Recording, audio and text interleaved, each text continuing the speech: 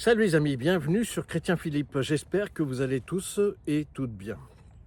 Un chrétien peut-il manger de la viande halal? Comme vous le savez, la quasi-totalité des chaînes de restauration rapide n'offrent désormais que des viandes halal.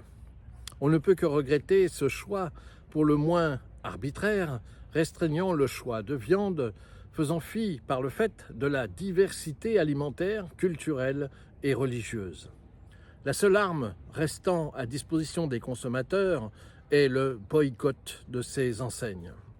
Il est à préciser que les établissements soumis au label halal doivent verser une cotisation à des autorités de l'islam. Parmi les opposants à ce mode d'abattage rituel se trouvent les défenseurs de la cause animale. Contrairement aux législations en vigueur, l'abattage rituel est pratiqué par égorgement et sans étourdissement. La personne qui procède à la mise à mort doit être obligatoirement musulmane et prononcer des paroles rituelles. Notre Seigneur Jésus-Christ enseigne que ce ne sont pas les aliments qui entrent dans le corps qui rendent pur ou impur, mais ce qui sort de la bouche, les médisances, les calomnies, etc. Matthieu chapitre 15, verset 11. Si le christianisme et l'islam sont des religions monothéistes, pour autant, elles n'ont pas la même perception de Dieu. L'islam ne reconnaît ni la divinité du Christ, ni le mystère de la Trinité. Le Christ ayant enseigné pourtant qu'il est dans le Père et que le Père est en lui. Jean chapitre 14, verset 11.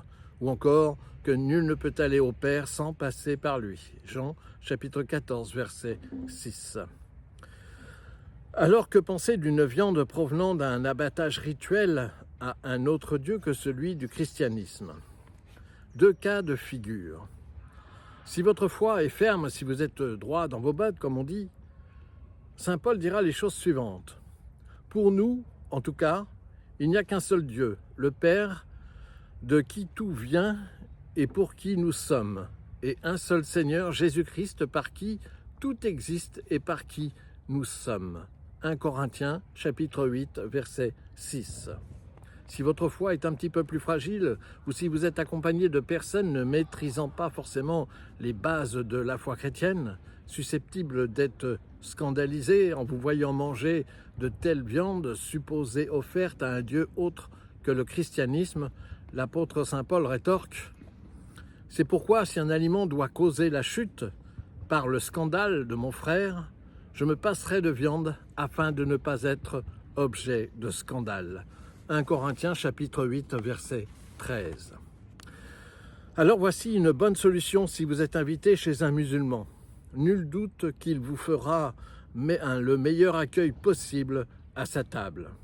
Si l'on vous sert de la viande pour mettre votre conscience en accord avec votre foi, n'hésitez pas à dire le bénédicité avant de commencer à manger. Ainsi, vous ferez de tous les plats proposés, y compris la viande, même si elle est halal, des aliments bénis par le Dieu chrétien. Le bénédicité est une prière dite avant chaque repas, destinée à remercier Dieu pour la nourriture, bénir la nourriture, les convives et toutes celles et ceux qui ont préparé. Voilà, j'espère que cette petite réflexion vous a été profitable. N'hésitez pas à vous abonner, à me faire part de vos commentaires, à partager cette vidéo. Vous pouvez désormais nous rejoindre sur notre page Facebook intitulée Chrétien Philippe. Et en attendant le plaisir de vous retrouver, je vous dis à bientôt et surtout, soyez bénis.